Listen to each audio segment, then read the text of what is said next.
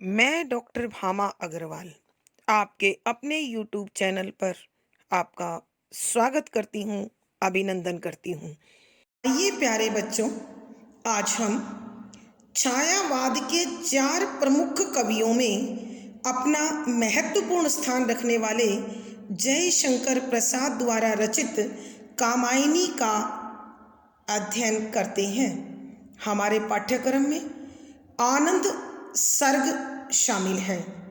कामायनी जयशंकर प्रसाद की एक सर्वश्रेष्ठ कृति होने के साथ साथ यह आधुनिक हिंदी साहित्य का भी सर्वश्रेष्ठ काव्य ग्रंथ माना जाता है। कामायनी में 15 सर्ग हैं और आनंद उसका अंतिम सर्ग है। यहाँ कवि ने मानव के जीवन में अनेक प्रकार के पड़ाव आते हैं, अनेक प्रकार के कर्म होते हैं, अनेक प्रकार का जीवन के प्रति दृष्टिकोण होता है, लेकिन अंत में प्रत्येक व्यक्ति प्रभु की शरण में जाकर आनंद की तलाश करता है। यहाँ कवि ने उसी आनंद का जिक्र किया है। उपनिषदों में भी आनंद से ही सृष्टि का निर्माण माना जाता है। आनंद में ही सृष्टि चलती है और अंत में आनंद में ही विलीन हो जाती है। कवि ने यहाँ उसी आनंद का जिक्र या वर्णन इस आनंद सर्ग में किया है। कामायनी के रचयिता और कामायनी में शैव दर्शन का विशेष स्थान है। शैव दर्शन भगवान शंकर से जुड़ा हुआ जो दर्शन अर्थात जीवन के तत्वों को देखने का एक विशेष नज़रिया दर्शन कहलाता है। हम आनंद सर्ग में जिस कथा का अध्ययन करेंगे वो इस प्रकार है। कामायनी के 3 प्रमुख पात्र हैं, मनु, श्रद्धा और ईड़ा। ईड़ा जो कि इस सर्ग में आरंभ से अंत तक चलती हुई दिखाई देती है। ईड़ा ने श्रद्धा और मनु के पुत्र मानव को साथ लेकर सारस्वत प्रदेश को पुनः बसाया है, व्यवस्थित किया है और उस व्यवस्था के बाद उस प्रदेश के निवासी वैभव, धन धान्य आदि से परिपूर्ण होकर सुखमय जीवन व्यतीत करते हैं और इस प्रदेश में मानवीय विकारों का प्रभाव नहीं है। सभी लोग एक परिवार के सदस्यों की भांति मिलजुल कर प्रेम से रहते हैं। एक दिन ईड़ा उनके पुत्र मानव को लेकर और सारस्वत नगर के निवासियों का एक दल बनाकर श्रद्धा और मनु के दर्शन के लिए कैलाश पर्वत की ओर जाती हैं। तो जाते हुए उनके साथ जो सामान हैं, जो लोग हैं, जो जीव हैं, उनकी किस प्रकार की क्रिया प्रतिक्रिया है उसका वर्णन उन्होंने बताया है, किया है। वो जब कैलाश पर्वत की ओर जाते हैं तो उनके साथ नंदी बैल है जो शैव दर्शन के अनुसार मोक्ष को देने वाला है और भगवान शंकर का वाहन है। इसलिए इस दल का जो नेतृत्व कर रहा है धर्म के प्रतिनिधि के रूप में वह बैल है और उस पर सोमलता की बेल लदी हुई है। उसके एक घंटा लटका हुआ है जो निरंतर मधुर ध्वनि उत्पन्न करता है। यहाँ इस समूह का जो नेतृत्व कर रहा है वो मनु यानी मनु और श्रद्धा का पुत्र मानव है। उसके एक हाथ में बैल की रस्सी है और दूसरे हाथ में उसने त्रिशूल ले रखा है और पर्वतों की चढ़ाई कर रहा है।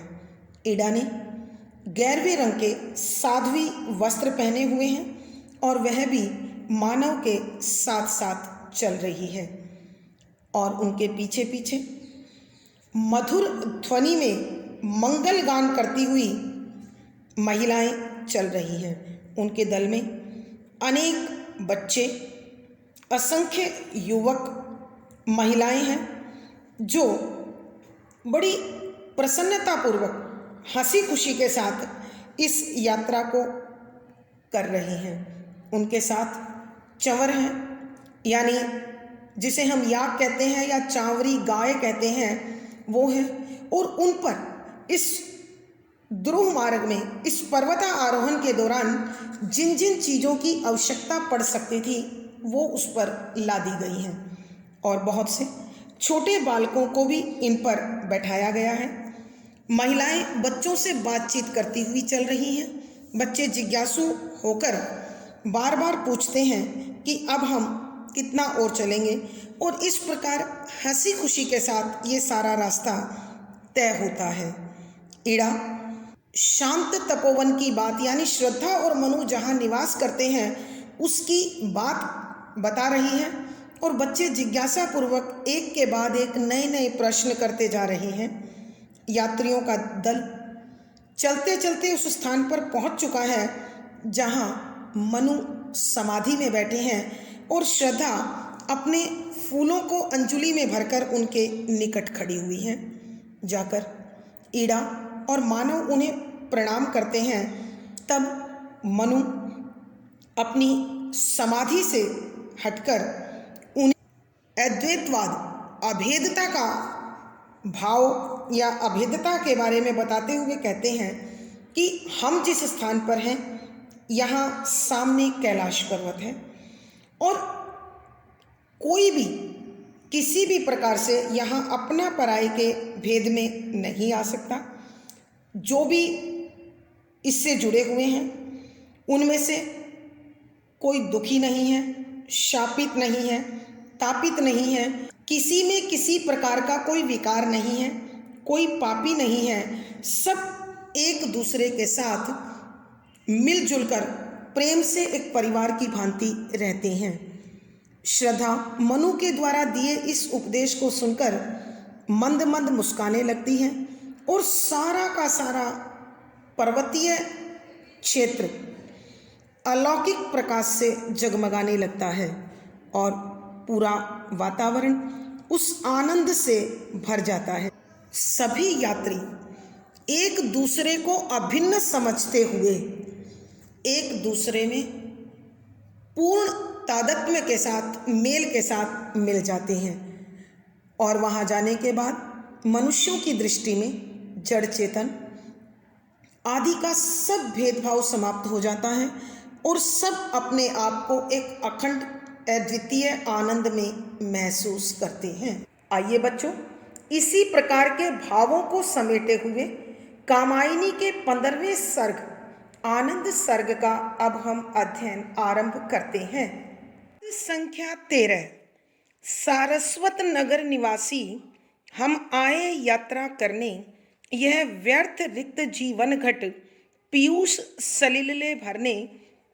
इस वृषभ धर्म प्रतिनिधि को उत्सर्ग करेंगे जाकर, चीर मुक्त रहे यह निर्भय स्वच्छंद सदा सुख पाकर।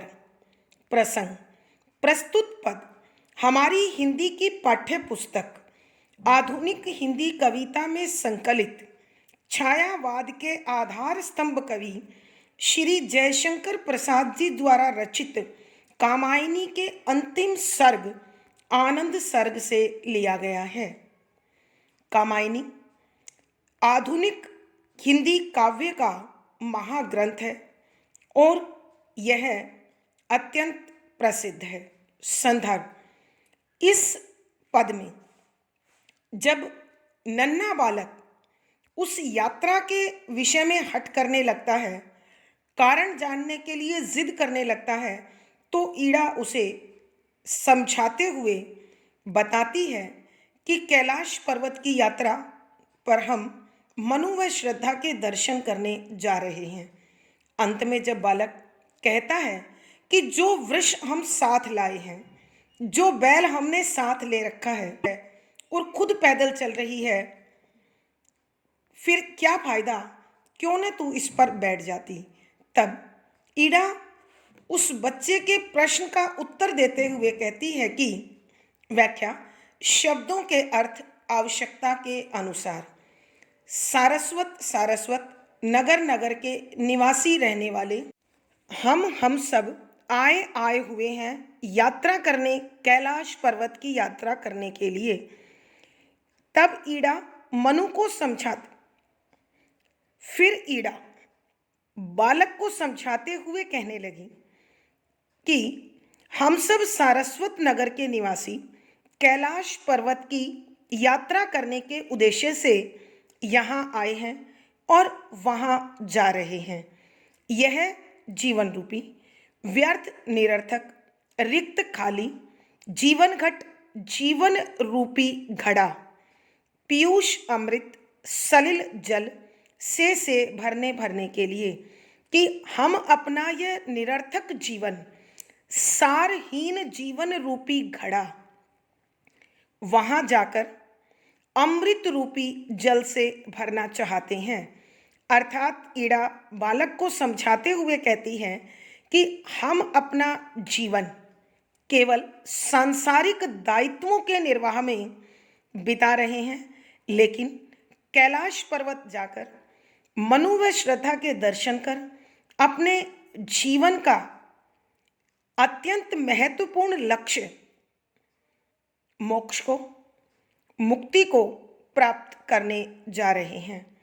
इस वृषभ धर्म प्रतिनिधि को उत्सर्ग करेंगे जाकर। इस जो हमारे साथ जा रहा है वृषभ बैल, धर्म का प्रतिनिधि प्रतीक के रूप में उत्सर्ग करेंगे, बलिदान करेंगे, त्याग देंगे, करेंगे जाकर कैलाश पर जाकर कि हमारे साथ यह जो बैल है यह धर्म के प्रतिनिधि के रूप में है। हमारे पास यह नंदी आनंद लोक का प्रतीक है। हम वहाँ जाकर इसे भगवान शंकर को सौंप देंगे, अर्थात कैलाश पर्वत पर हम इसे हमेशा के लिए त्याग देंगे ताकि चीर मुक्त रहे यह निर्भय, चीर हमेशा मुक्त स्वतंत्र रहे यह बैल निर्भय निडर होकर स्वच्छंद स्वतंत्रता पूर्वक सदा हमेशा सुख पाकर आनंद पाकर कि ईड़ा समझाने लगी ताकि यह बैल यहाँ पर निडर होकर स्वतंत्रता पूर्वक आज़ादी से सुख को प्राप्त करे और अपना जीवन आनंद से भ्रमण करते हुए बिताए। प्यारे बच्चों, हम इस पद की व्याख्या एक बार फिर करते हैं कि जब नन्हा बालक ईड़ा से कहता है कि यदि हम अपने साथ बैल लाए हैं तो तू इस पर क्यों नहीं बैठ जाती, पैदल चलते हुए खुद को क्यों थका रही है, तब उसका उत्तर देते हुए ईड़ा बालक को समझाती है कि सारस्वत नगर निवासी हम आए यात्रा करने, कि हम सब सारस्वत नगर के निवासी कैलाश पर्वत की यात्रा करने के लिए आए हैं ताकि यह व्यर्थ रिक्त जीवन घट पीयूष सलिल से भरने, कि हमारा यह जो सारहीन जीवन है और इस जीवन रूपी घड़े में हम कैलाश जाकर मान सरोवर से अमृत के समान जल को भरकर लाना चाहते हैं। अर्थात यहाँ ईड़ा कहना चाहती है कि जीवन केवल सांसारिक दायित्वों के निर्वाह के कारण, स्वार्थ से परिपूर्ण होने के कारण सारहीन हो गया है, निरर्थक हो गया है, व्यर्थ हो गया है। इसलिए हम कैलाश पर्वत पर जाकर इस जीवन में मुक्ति रूपी आनंद को लेकर आएंगे। इस वृषभ धर्म प्रतिनिधि को उत्सर्ग करेंगे जाकर कि यह जो बैल हमारे साथ है यह धर्म का प्रतीक है और हम वहाँ जाकर इसे त्याग देंगे, इसका बलिदान कर देंगे ताकि चीर मुक्त रहे यह निर्भय, कि हमेशा स्वतंत्र रहकर, निडर रहकर, स्वच्छंद सदा सुख पाकर, कि आज़ादी के साथ सुख प्राप्त करते हुए वह उस क्षेत्र में भ्रमण कर सके, सुखपूर्वक अपना जीवन जी सके। अर्थात कवि कहना चाहते हैं कि यह यहाँ आकर धर्म और संप्रदाय की सीमाओं से मुक्त हो जाए। भावार्थ, कवि के कहने का भाव यह है कि स्वच्छंदता और स्वतंत्रता किसी भी जीव के आनंद के लिए अत्यंत आवश्यक है। विशेष मनुष्य जब तक संसार में रहता है वो विभिन्न प्रकार की सीमाओं में जकड़ा रहता है और आनंद के लिए हमें, कल्याण के लिए हमें स्वतंत्रता की आवश्यकता होती है। शुद्ध साहित्यिक खड़ी बोली का प्रयोग है, भक्ति रस प्रसाद गुण है। कवि ने स्वर निर्मित छंद का प्रयोग किया है, गेय शैली और संगीतात्मकता बनी हुई है। यहाँ अनुप्रास, रूपक, संदेश, उल्लेख, संबोधन आदि अलंकारों का सुंदर सटीक प्रयोग हुआ है। पद संख्या 14। सब संभल गए थे आगे, थी कुछ नीची उतराई, जिस समतल घाटी में वह भी हरियाली से छाई, श्रम ताप और पथ पीड़ा क्षण भर में थे अंतर्हित, सामने विराट धवलनग अपनी महिमा से विलसित। प्रसंग पूर्ववत संदर्भ, यहाँ कविवर जब इड़ा बालक को सारस्वत नगर से निकलकर कैलाश यात्रा के उद्देश्य के विषय में समझाती है और बताती है कि हम सब वहाँ जाकर जीवन में आनंद को पाना चाहते हैं, खुशी को पाना चाहते हैं, तो ये बात करते करते वो आगे बढ़ गए और फिर समतल भूमि के बाद ढलान आरंभ हुआ। तो उस ढलान के विषय में या वहाँ के पर्वतीय क्षेत्र का वर्णन करते हुए कविवर लिखते हैं कि व्याख्या, शब्दों के अर्थ साथ साथ सब सारस्वत नगर के निवासी, संभल सावधान, गए थे आगे कि आगे जाते हुए कुछ सावधान हो गए, क्योंकि थी कुछ नीची उतराई, थी कुछ थोड़ी सी नीची ढलान वाली उतराई, उतरने का स्थान, कि जो सारस्वत नगर के निवासियों का दल कैलाश की यात्रा को जा रहा था, तो जब वो आगे बढ़ने लगे तो एक स्थान पर थोड़ा ढलान आ गया, इसलिए सभी यात्रियों को नीचे उतरना आवश्यक था। तो सब सावधान होकर संभल संभल कर उतरने लगे। जिस समतल घाटी में वह भी हरियाली से छाई, कि जिस समतल घाटी को पार कर वो उतर रहे थे तो उन्होंने देखा भी हरियाली से छाई, कि वो भी चारों ओर वातावरण हरियाली से भरा हुआ था, कि वहाँ का वातावरण भी हर ओर से हरियाली से भरा हुआ था, अर्थात हरा भरा था। श्रम ताप और पथ पीड़ा, श्रम थकान, ताप थकने का कष्ट, पथ पीड़ा रास्ते का कष्ट, क्षण एक क्षण भर केवल में थे अंतर्हित। अंतर्हित माने हो जाता है खो जाना, विलुप्त हो जाना, लुप्त हो जाना, समाप्त हो जाना, कि जैसे ही उन्होंने उस घाटी की हरियाली को देखा, उसकी सुंदरता को देखा, तो सारस्वत नगर के निवासियों का जो दल यात्रा पर निकला था, उन सब की यात्रा से उत्पन्न होने वाली थकान, थकान से उत्पन्न होने वाले कष्ट और रास्ते की सारी पीड़ा देखते ही देखते दूर हो गई। अर्थात उन सब ने एक नई स्फूर्ति और नई ऊर्जा का अनुभव किया और नए जोश के साथ आगे बढ़ने लगे। सामने विराट धवलनग, सामने सामने दिखाई दे रहा था।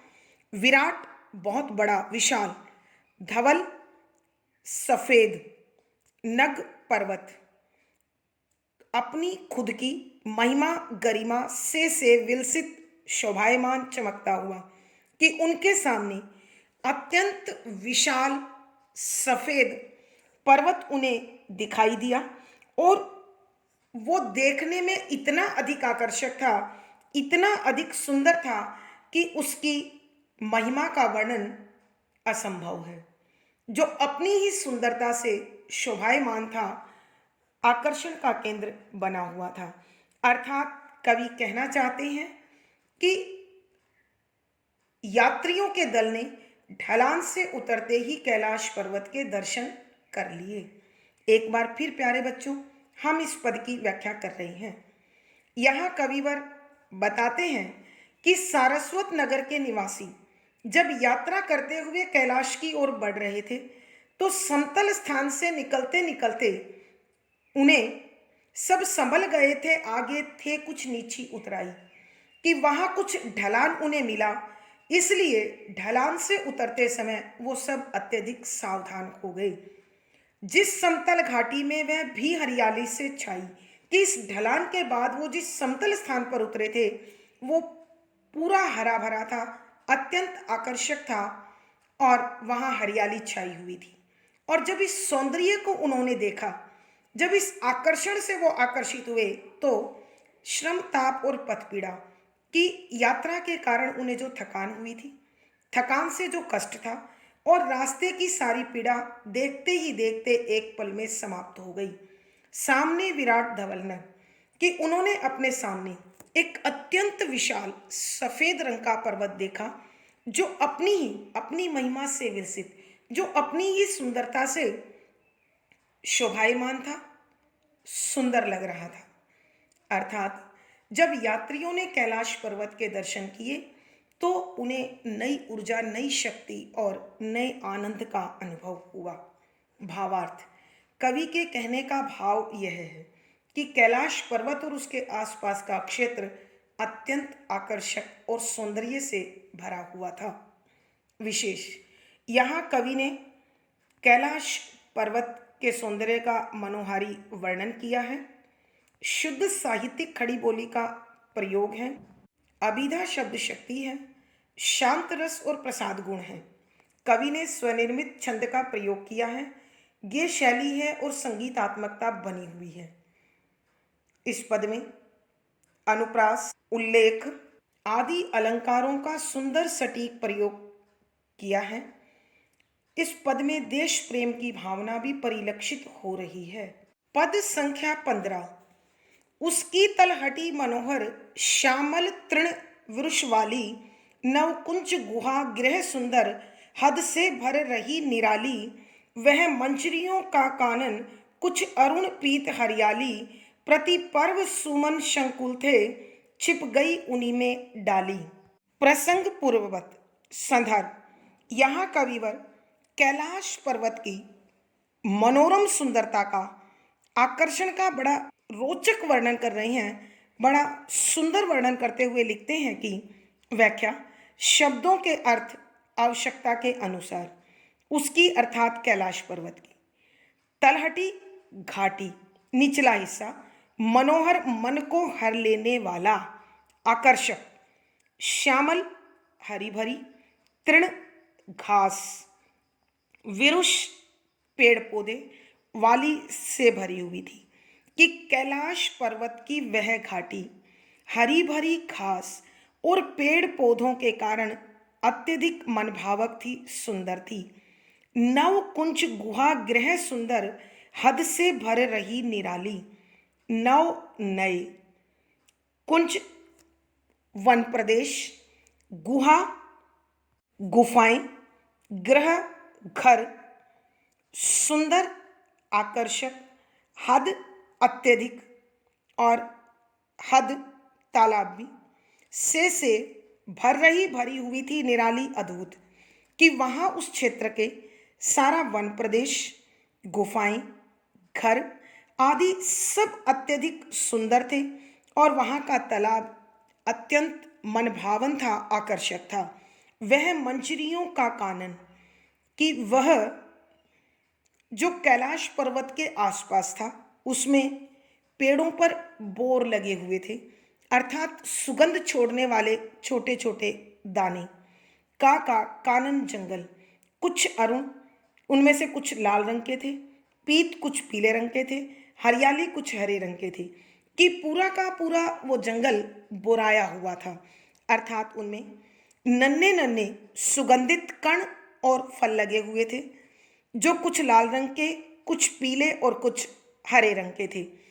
प्रति पर्व सुमन संकुल थे। प्रति पर्व, हर क्षेत्र, हर छोटा सा हिस्सा, प्रत्येक खंड सुमन फूलों से संकुल घिरा हुआ था, भरा हुआ था, कि वहां उस क्षेत्र का हर छोटे से छोटा भाग फूलों से लदा हुआ था।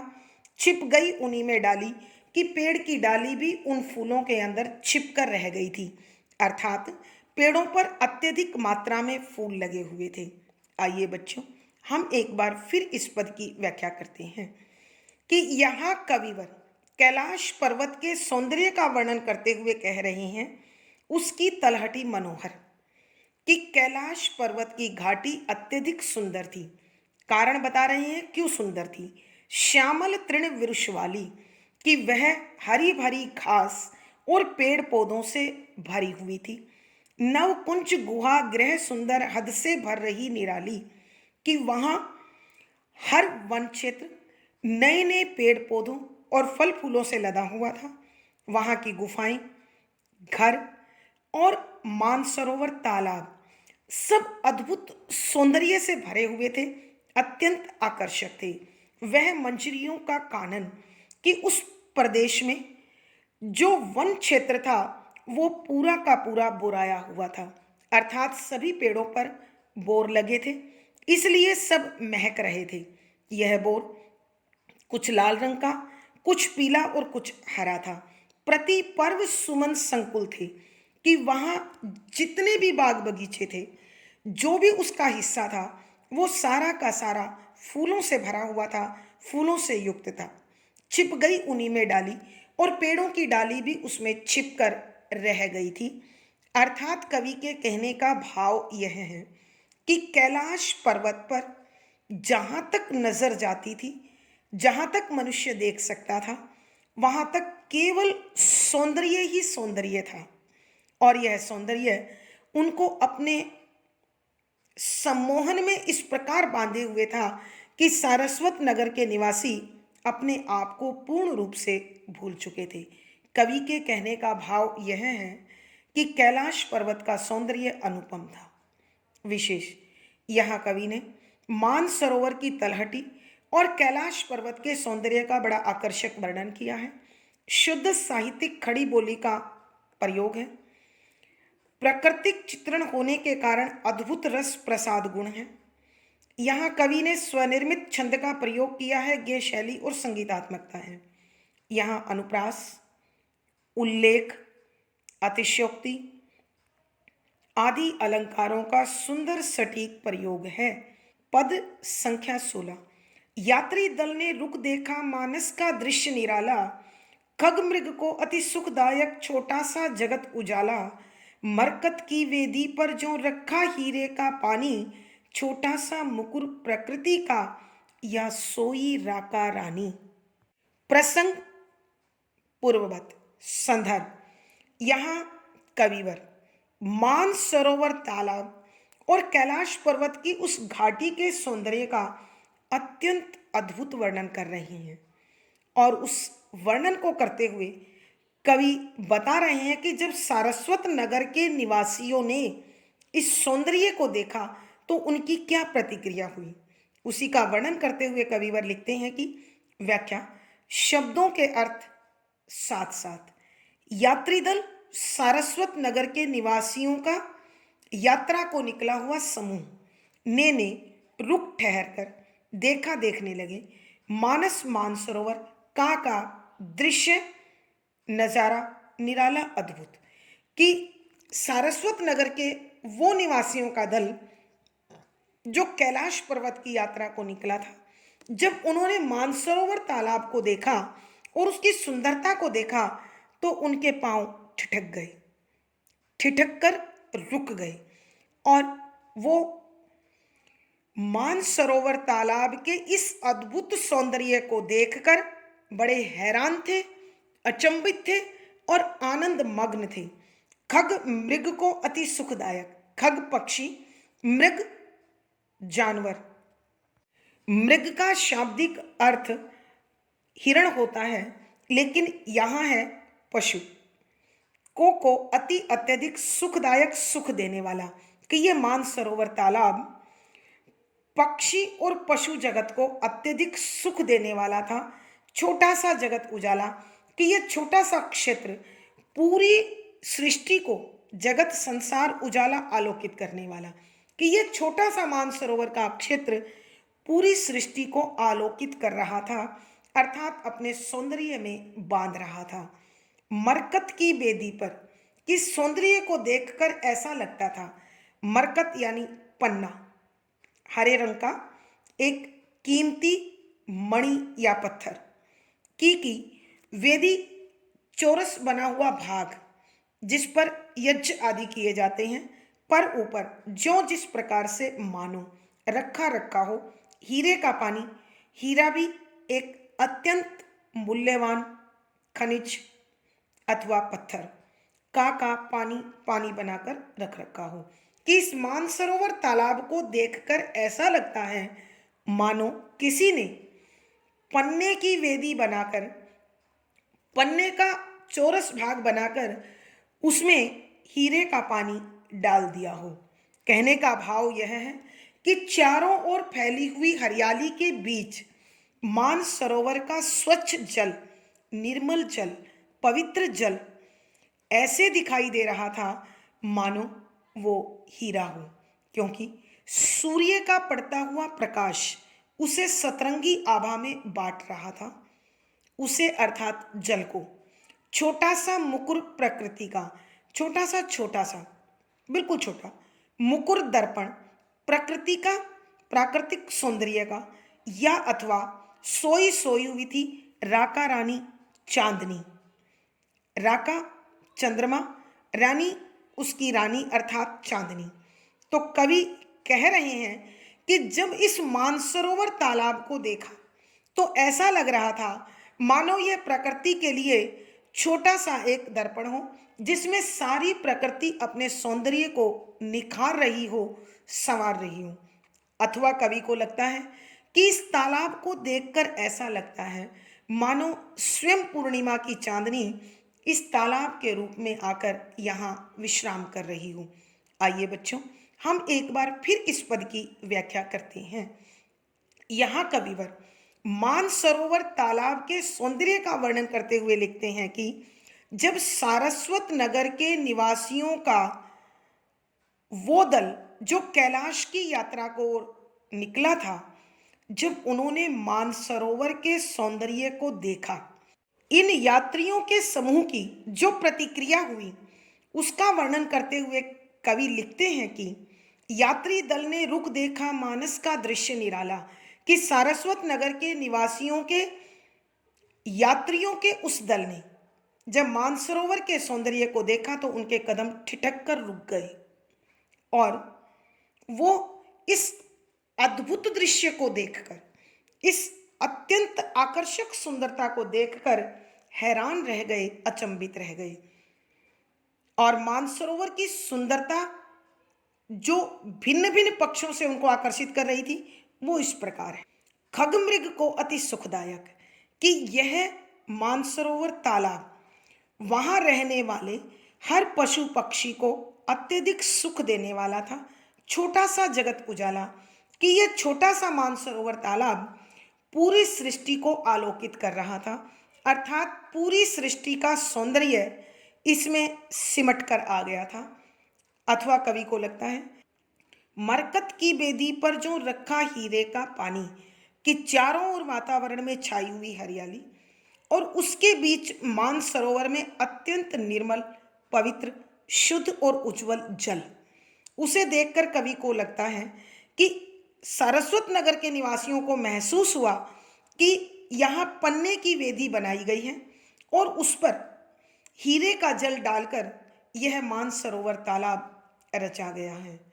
अर्थात जिस प्रकार हीरा सतरंगी आभा बिखेरता है, 7 रंगों की चमक बिखेरता है, ठीक उसी प्रकार जब इस अत्यंत पवित्र जल पर, शुद्ध जल पर, उजले जल पर सूर्य की रोशनी पड़ती है तो वो सतरंगी आभा चारों ओर बिखेर देता है, कि इस बिखरी हुई आभा को देखकर सौंदर्य को देखकर, चमक को देखकर कवि कहते हैं, छोटा सा मुकुर प्रकृति का, कि ये मानसरोवर तालाब ऐसा लगता है मानो इस प्रकृति रूपी नारी का एक छोटा सा दर्पण हो। अर्थात समूची प्रकृति इस दर्पण में देखकर स्वयं को निखार रही हो, संवार रही हो, या सोई राका रानी अथवा पूर्णिमा की चांदनी इस तालाब के रूप में यहां आकर सो गई हो। भावार्थ, कवि के कहने का भाव यह है कि मानसरोवर तालाब का सौंदर्य अत्यंत अद्भुत है, विशेष। यहाँ कविवर मानसरोवर तालाब की सुंदरता का वर्णन करते हैं। शुद्ध साहित्यिक खड़ी बोली का प्रयोग है। यहाँ अभिधा शब्द शक्ति है। कवि ने स्वनिर्मित छंद का प्रयोग किया है। गेय शैली है और संगीतात्मकता बनी हुई है। यहाँ अद्भुत रस प्रसाद गुण है। यहाँ अनुप्रास, उल्लेख, उत्प्रेक्षा, उपमा, भ्रांतिमान आदि अलंकारों का सुंदर सटीक प्रयोग हुआ है। प्यारे बच्चों, आज की कक्षा में बस इतना ही। अगली वीडियो में फिर मुलाकात होगी। पिछली वीडियो का लिंक आपको डिस्क्रिप्शन बॉक्स में मिल जाएगा। आशा है यह पद पढ़कर आपको बड़ा अच्छा लग रहा होगा। अपने विचार व भाव कमेंट बॉक्स में लिखें। वीडियो को लाइक करें, शेयर करें और चैनल सब्सक्राइब करें। आपका दिन और जीवन मंगलमय हो, इसी शुभकामना के साथ आभार, धन्यवाद।